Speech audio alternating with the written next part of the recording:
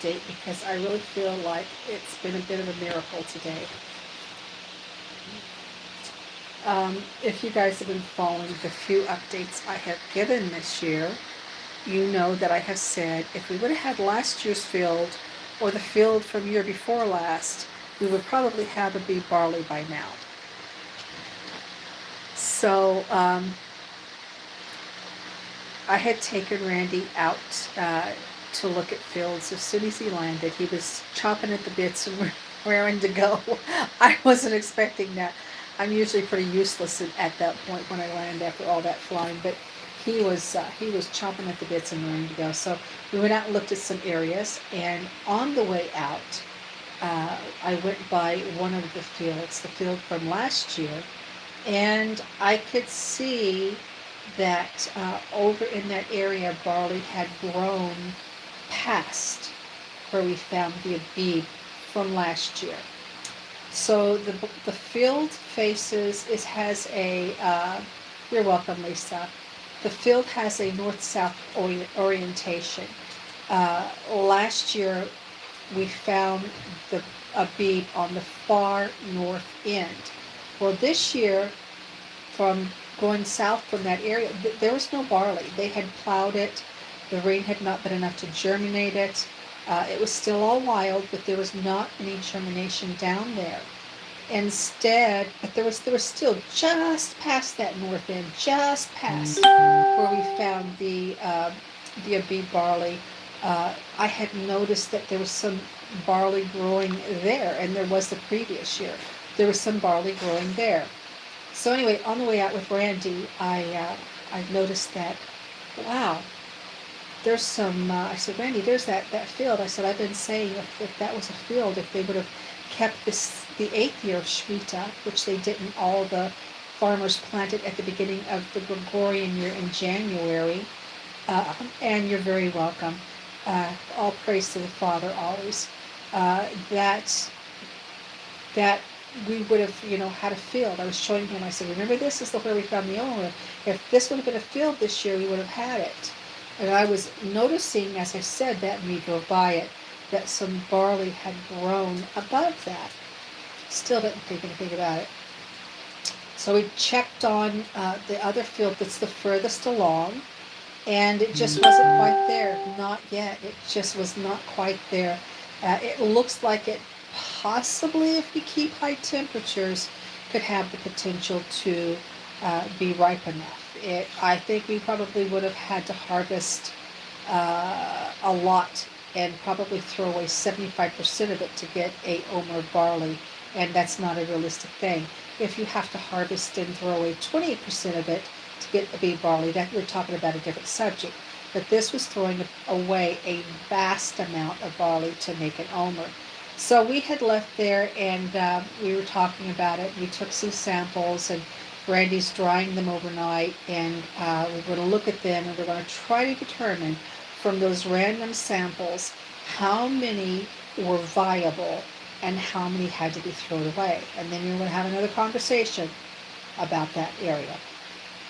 But when we come back, I come past that field again that I had showed Randy. If it was a field, we'd have an omer. And because I was on the other side of the road, I could really see that side better. I was opposite, and I was going the other direction. Coming back, I was right on the side of the road with the field, and I could really see it better.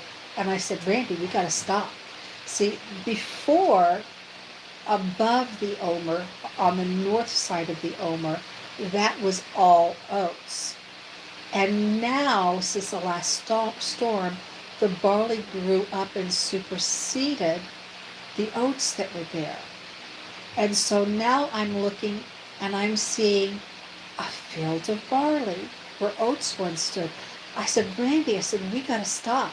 I said, we got to check that end right there. Now the south end, last year was the north end. I said, we got to check that place right there where we found the Aviv last year. I said, there's a field of barley there.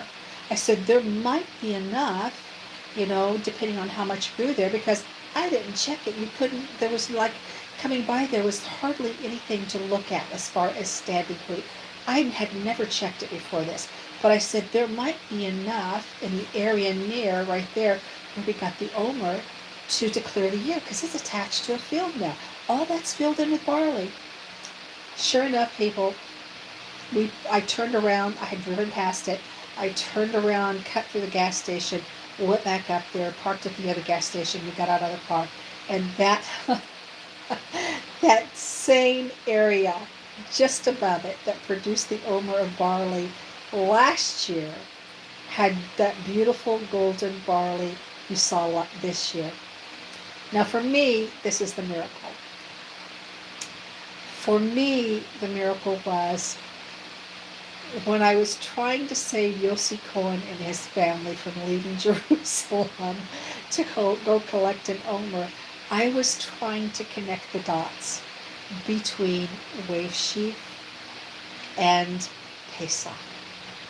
And I was very upset that, I never waited this long after Pesach to say something was Aviv, and I was very troubled about that. Plus, it had to be in a field.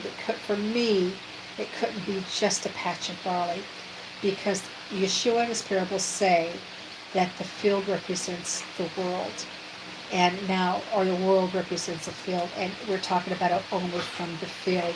So for me, in order to be correct according to what we were given in the patterns and symbols in the Gospels of Yeshua, we had to at least take it from a small field.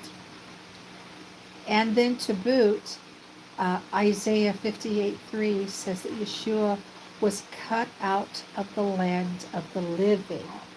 We know that that happened on Wave Sheep, but it was that whole thing, that symbolism of seeing almost like a harvest. People, we got it. Passover, we got it. We didn't supersede Passover. He is very faithful, Lisa. We did not supersede Passover. You got it? We got an Omer on Passover.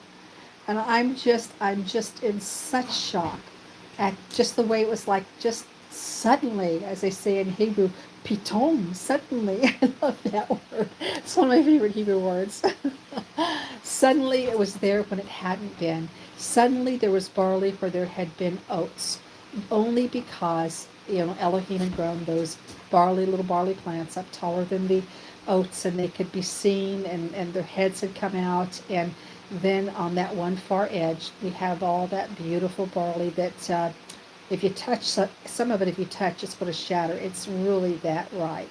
So I just wanted to stop and just share with you just what I feel is like a true miracle, that, the provision was today, that Randy got to be there.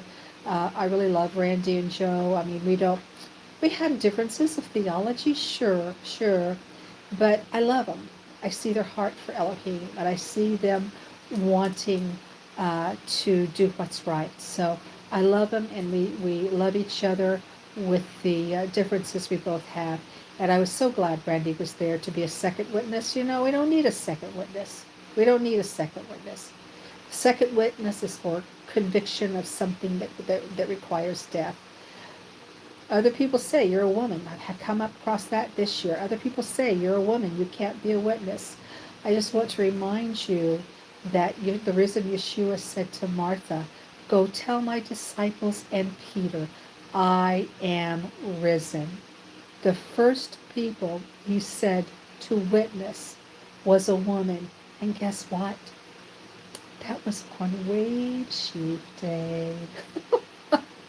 So there's a lot of irony in this year, I tell you, but he's just amazing, and I just love him. Thanks for watching.